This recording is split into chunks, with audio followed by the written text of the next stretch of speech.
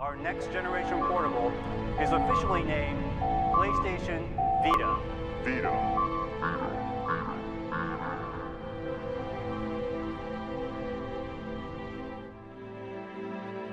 Vita does indeed mean life, and not to mention the perfect device to own whilst going through forced quarantine as the coronavirus approaches. Got no idea why Sony don't hire me for the marketing, but as usual, let's get to the news. There's no need to open the mailbox this month as I've got some news to share. First up, I've bought myself another Vita. Hey, it was cheap.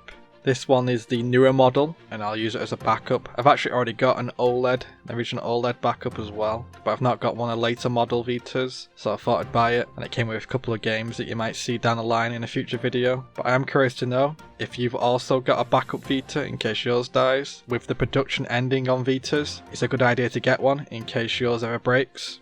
Now on to the next piece of news, one that's just developing right now, and that's Limited Run Games blind boxes. Now if you don't know, Limited Run Games are a company which sell physical products, so it's physical games at very small print runs, and many people collect every title they put out, and they've done quite a few for the Vita over the years. Well, recently they announced that they've got quite a lot of stock lying around unsold, and so in a smart marketing ploy they created blind boxes, so you get a random Vita game for $25, but they also sprinkled in an incentive of 2 yet to be released Vita games. That was Papers, Please and Super Meat Boy. They do plan to release these games down the line, but for now they said that they'll only be available in these blind boxes, so you can guess what happened. Well, meet Spencer. If there's one thing Spencer loves more than flannel shirts, it's Vita games. He currently owns every single physical Vita title Limited Run Games have put out, and obviously he wanted the 2 unreleased ones to complete the collection. So you can guess how this went. He bought the maximum order of 20 blind boxes for $500, and he made a video unboxing each and every one in a 15-minute YouTube video, and I'll put a link in the description. You can enjoy Spencer slowly dying inside as he fails to get the 2 games that he wants. Whether actually anyone got those 2 games in blind boxes, who knows, but this was Limited Run Games' response to the whole situation.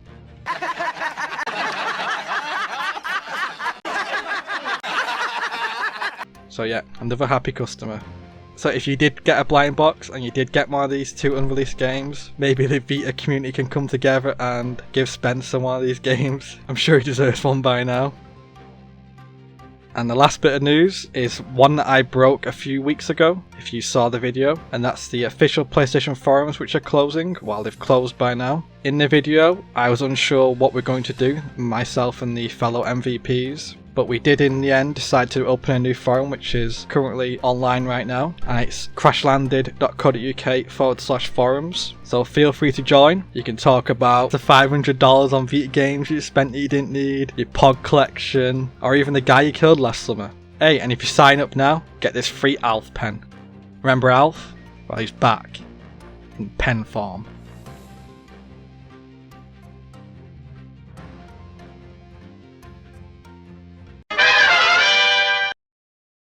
So that's all the news for this month, so let's get into what I've been playing this month on the PlayStation Vita.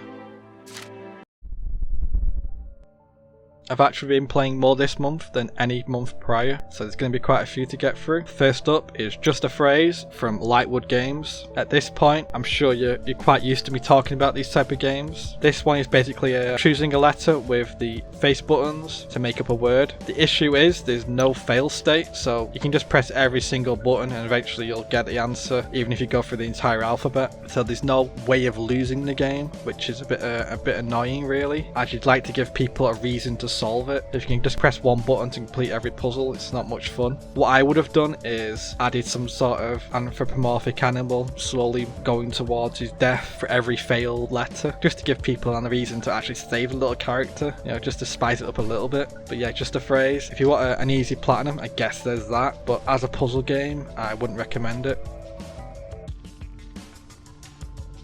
And next up is Milo's Quest from Light Up. Yeah, I talked about this one last month in games that were releasing in February, and it's a Zelda-like game. So it's top down and you play as a little dog, obviously called Milo. You collect bones, you attack ghost-like enemies, and you solve little puzzles here and there. Now it does give you the ability to only play the combat or only play the puzzles. I would recommend actually that you only do the puzzles, because the combat aspect is the weakest part of this game. The issue is that most enemies require multiple hits, and there's no invincibility frames or any kind of knockback between you and the enemy. So if you hit them, you're just like inside the enemy. Your character's just next to the enemy constantly, so you just take infinite damage, so you've got to constantly move yourself back. It's not very good, the combat side. Obviously the graphics look pretty good for what it is. The puzzles are okay, and mechanics wise they're probably the best part of Milo's Quest. I also felt that the game needed some kind of map, because all the areas kind of look the same. Every time you leave a screen or come back, the enemies all respawn, so the only clue you've got that you've actually been in that area is certain gates require an amount of bones to open, and the only way you can tell if you've been to an area is if that gate is open. So yeah, some kind of map would have helped. Normally I would have recommended this game, except there's another game that I played this month that does the exact same mechanics, but it does them a whole lot better. But anyway, that's Milo's Quest.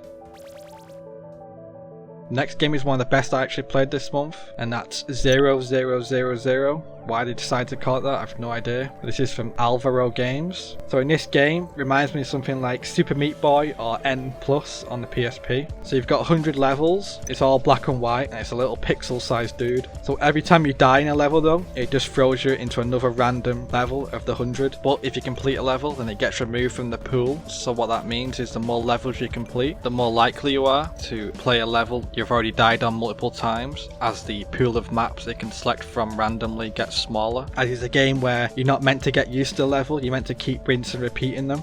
The best part of 4.0, we'll call it, is that the mechanics are very good. You can tell a lot of effort has been put into the game. Obviously the looks are what they are, it's black and white, it's very simple, but the actual gameplay is where the effort has been put in, and you can tell it's really distilled to its rawest form. Obviously, if you get frustrated a lot with these type of games, then you're bound to get frustrated with this game, but it's one of those games where it's addictive. I was playing this for quite a while, just trying to get through all 100 levels. There is another mode where it only gives you one life to try and complete as many levels as possible, but I would just do the normal mode where you've got infinite lives and you can just go through all 100 levels for as long as it takes you. I do wish after you completed the game it gave you the ability to choose any level you want to try and practice on it. Also, sometimes you died right away. It's because of the game being black and white, sometimes it's hard to tell exactly where your character is right at the beginning of the level. I wish it would give you more of a visual clue of where your character actually begins. But other than that, I highly recommend this game if you're into this type of hardcore platformer. This is very much a little gem on the Vita. From a gem to a game that you should avoid like the plague, and that's Balthazar's Dreams from Psilocybe Games. Now, I love the idea of this game. I mean, you even get to play as a pug, which is the dog that I own. So at the beginning, I love the idea of this game. It's actually got some quite good graphics as well, but my god, is the gameplay actual dog turd. To put it simply, it's broken, it's unplayable. They've added so many mechanics and they're all broken. I don't understand how, as a game developer, you get to that point. You'd at least finish one before you start working on another, but it seems like they just added one line of code and then they've said, okay, that's done, send. I played this game more than I had to purely because it had a pug in it. I mean... So yeah, Balthazar's Dreams, avoid. Next up is Reed Remastered from PX Link. This is a bit like the 4x0 game where you collect an item in the level and then you have to go back through the levels to get to a door. But obviously this is more a pixel art, more pretty game I'd say than 4x0. Well, it depends on your taste I suppose. I would recommend right away to turn off the screen shake, as when I first started this game it was getting me quite ill. I was getting a bit motion sick because your character's also a little ice skatey on the floor. But the game itself is okay. It's not as good as 4x0, so if you had to pick one hardcore platformer you wanted this month, I'd go with that one for sure. There's also some odd choices here and there, especially things where they add like a pit and it's pure luck whether you die or not, because the platform below off screen is moving and you can't see where it is, so it's just pot luck whether you die. You just gotta drop down. But just like Milo's Quest, if this was any other month and I wanted a more hardcore type platformer, I'd go with this. This isn't as difficult as 4x0, but like I said, 4x0 does these exact concepts just much better. Now, onto a very weird title, and that is Vasilis from Marginal Act. This is a weird visual novel adventure type game. As you can see, it's all black and white, and it's got like a very sketchbook kind of look, but it's extremely weird. It's like some kind of dream. To explain it is extremely hard. The best I could put it was, if you've ever had a dream where your pet is suddenly the size of Godzilla, your parents have turned into little people, and for some reason you're no longer driving a car, but you're driving a child's bike, and within the dream everything makes sense. It's like, yeah, this is life. But when you wake up, you're like, well, that's weird. What the hell is going on there? That's Vasilis. Nothing in it makes sense. It's got adventure mechanics of collecting items and talking to people, but I can't make heads or tails of most of it. A lot of times you'll talk to someone and they'll be talking about something that you don't find out about later because you've not unlocked that conversation with that person needing that item. So it's like you're on step 5 before you've even gone to step 1. So there's a few things that they could have made better, but it's a very simple game. You just walk about. The animation, it's quite effective, and there's a lot of symbolism in the animation and the artwork. The gist I get is living under a collapsed state, but it's a bit too abstract for its own good to tell anything coherent. Now, so on to the last game, and it's another one I'd highly recommend, and this is the one I was talking about earlier, but with Milo's Quest it does the exact same thing but better, and that's Night In Plus from Must Die Studios. This is another Zelda-like clone. You play through 4 different dungeons with 4 different bosses, and the story is quite tongue-in-cheek. You're just a knight who likes loot, but unlike Milo's Quest, you can see that it's not very rough around the edges. This one, you can tell a lot of work's gone into it. The puzzles likewise, some of them they're very tough, and you will have to get your noggin jogging to figure them out. The combat likewise is very good too. It doesn't have any of the problems that Milo's Quest has with knockback or invincibility frames, and you get a range of items to change things up as well later on, and there's even a little shopkeeper. You can just keep buying lives and different items to make things easier. The biggest issue I had with this game was that it wasn't long enough. I was having such a great time that I wanted more dungeons, but it's only 4 of them. I liked the bosses too. All of them were varied, required slightly different tactics to beat, and I highly recommend this game. I do believe that the developer is just one guy, and I think he commented in one of my past videos, so if you're watching this, you did a great job. Thumbs up, and I highly recommend you get Night In Plus. In fact, I think you can get it on PlayAsia unless it's sold out. There's a physical release for this game, so if you want a physical one, get on PlayAsia if it's not already sold out, because it's a good game. And so, that's all the games I played this month. There's quite a few. So, let's get into what's coming out next month on the PlayStation Vita.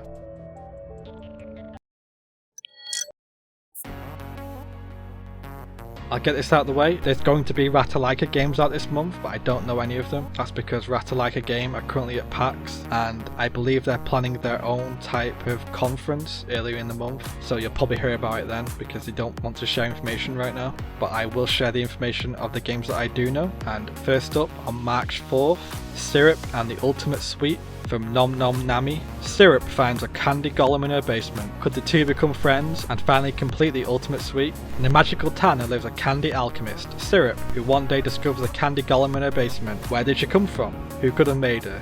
Go find out. This looks like a cute visual novel type game. And on March 6th, we've got Breeder Homegrown Director's Cut from Outlands. Breeder Homegrown is a short horror game about a family dealing with a strange creature over several generations. You will encounter some puzzles, but the game relies mostly on atmosphere, music and dialogue. In this Director's Cut version, dialogues have been streamlined, some issues have been fixed, and if you look close enough, you might find some new little surprises. Sometimes You have also got a mystery game releasing on March 18th. The only thing they've told me about it so far is it's a remake of a classic game and it's coming to all the consoles, so look out for that on March 18th. And on March 24th or 25th, depending on region, is a game that many are anticipating, and it's Twin Breaker, a Sacred Symbols adventure from Lilymo, who you might remember created Habroxia, which I talked about a few months ago. While world war distracts nations of Earth, an isolationist United States obsessively sends generation ships to nearby star systems to find new planets for America to colonize. But once in interstellar space, the ships mysteriously disappear without a trace. When clues emerge as to the whereabouts of the missing spacecraft, two talented pilots jump through a wormhole and into the unknown in a story-driven brick breaker in the spirit of Arkanoid and Breakout. Written and produced by longtime PlayStation Media personality and podcast host Colin Moriarty. Now I am quite looking forward to this one, as I do listen to their Sacred Symbols podcast, and Colin and Chris have been talking about this one for a while, so this is a little passion project for them. I'm looking forward to see where it goes.